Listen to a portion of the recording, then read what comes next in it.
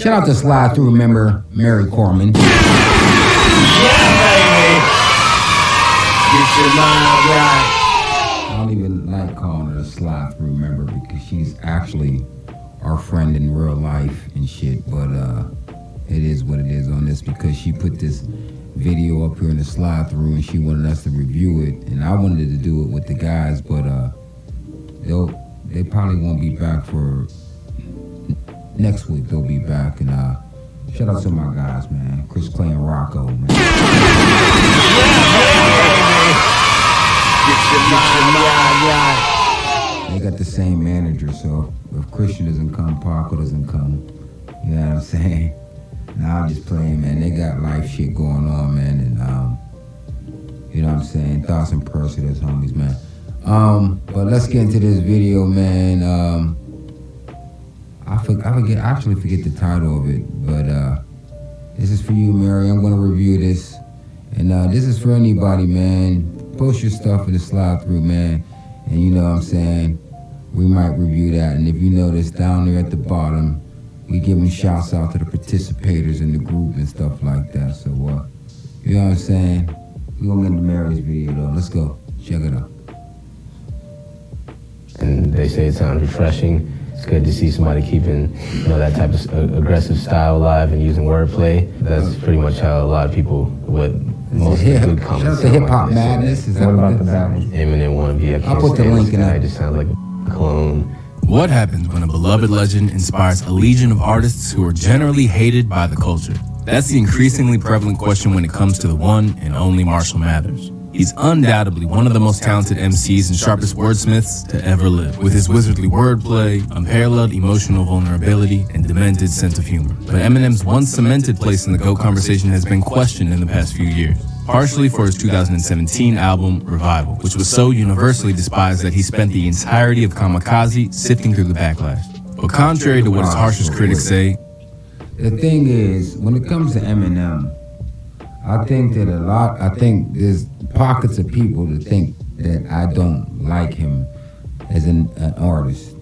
I just don't have him as ranked as high as certain people do, or these lists, or these quote-unquote tastemakers make about him. He's just not that high on my list, but I respect his craft, though.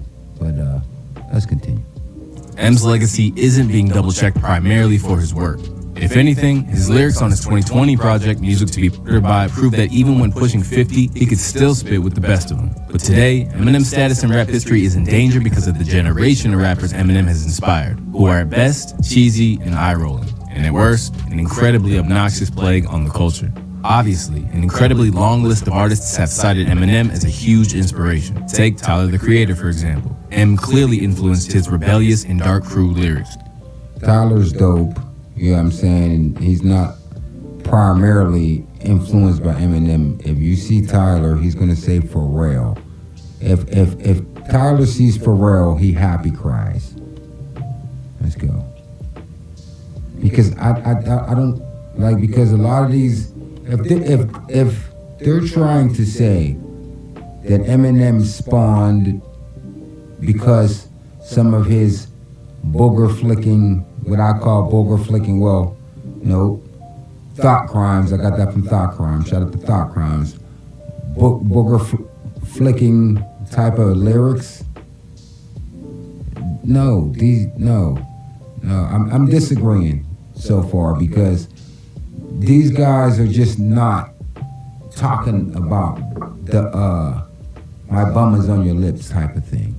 Let's go. While on the other side of the spectrum of hip-hop, it isn't hard to see how he influenced Kendrick's style of experimenting with different, odd flows and utilizing multiple different voices in the span of one verse to paint a vivid scene. Even J. Cole went as far as to say this about Eminem. Oh, I'm such a huge Eminem fan, and especially from his first 3 albums, I was like all the way in. You know what I mean? I'm still all the way in because he's still amazing. My first song I ever made was literally just biting Eminem and Nas. If you go listen, you will hear both influences. And I feel like when you start rapping in the beginning, you really just take all your influences and you just rap like them.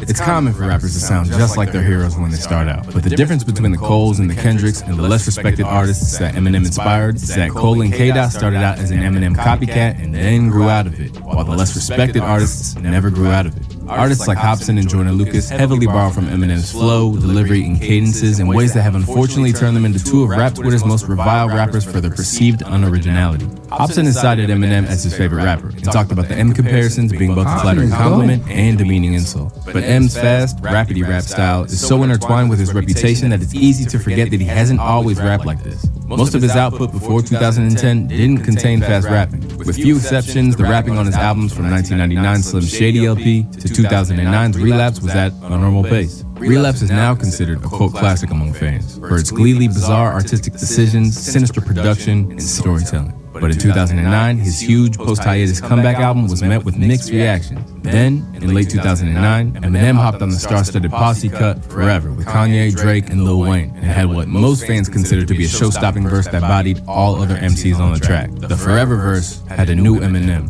incredibly fast and screaming his lyrics. After the weird accents on Relapse, it felt exciting and new, to the point where Kanye admitted rewriting his verse after hearing M's verse. When I heard Eminem verse from Drake, I went back and rewrote my for 2 days.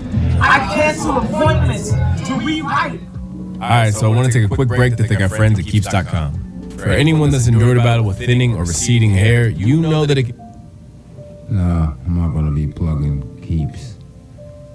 But this is pretty interesting. But I think it's like all these are the guys they're saying that all these guys are dope. I like Hopsin. Let's see if they talk about Jordan Lucas or any. I like those guys. I don't think that he, if he influenced those gentlemen, I don't think it's a bad thing at all. And I don't think he ruined anything by influencing those gentlemen.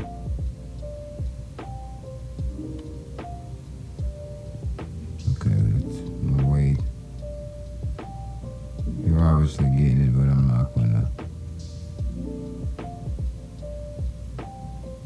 This forever flow in its next album, Recovery, and then continue to double down on it since. And well, the rest is history, really. It's kind of a shame that Forever changed Eminem's rapping style, because some of M's best recent work comes when he ignores his instinct to rap fast, like on the deliberately paced and haunting gun control anthem, Darkness, or his Kid Cudi collaboration, The Adventure of Moon Man and Slim Shady. But the timeline makes sense when you notice that M's rapidy rap type of fast rap clones emerged in the 2010s, post-Forever and post-Recovery. Popular internet rapper Dax has worn his love for Shady on his sleeve, with his aggressively Eminem-esque flow and even going as far to record multiple remixes of M's tracks like Venom, Rap God, and Godzilla. He shouted Slim Shady out dozens of times and even begun a few of his music videos with messages to Eminem to contact him. The beginning of his Real Slim Shady remix begins with the text, "Everyone go tell Eminem we need to make a hit." And the beginning of his shot video has the written message, "Eminem, you never called, so I made this." While shouting out your heroes is both endearing and relatable and shows humility, when it gets to the point that your music videos contain bat signals for your hero to email you, some secondhand embarrassment bubbles up for the listener. You could argue that the qualities that make Dax and Hopsin look like Eminem clones aren't exclusive to Eminem. After all, Tech 9 has the same type of aggressive... Hopsin is a Gucci clone. Yeah, I won't get that joke. But I don't think Ops is an Eminem clone. I don't think Tyler's an Eminem clone. I haven't heard that Dax gentleman. If they're gonna say that Tech 9's a Eminem clone, I don't think it's that. It's all about certain styles, the rapid fire styles sometimes. I don't think none of these guys are Eminem clones. And I don't think that any of these gentlemen, I don't know this Dax guy, but I don't think any of these gentlemen are hurting hip-hop. Of delivery, consistent, multi-syllabic rhyme schemes, and fast-paced flow. But no one has accused Dax or Hopsin of being a Tech 9 clone. So what sets M apart from Tech 9 in terms of rappers they've influenced? Perhaps it's because he's more mainstream and more polarizing than Tech. More importantly, skin color. Because the vast majority of Eminem's clones are white, and M has unintentionally laid out the blueprint for bad white rapper cliches.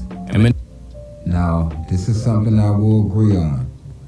There has been a lot of white rappers that came out trying to be Eminem with the booger flicking rap, But Eminem can rap. You know what I mean? And he can rap. You know what I mean? So, again, it's not the same. I'm going to have to pause. Somebody's at my door.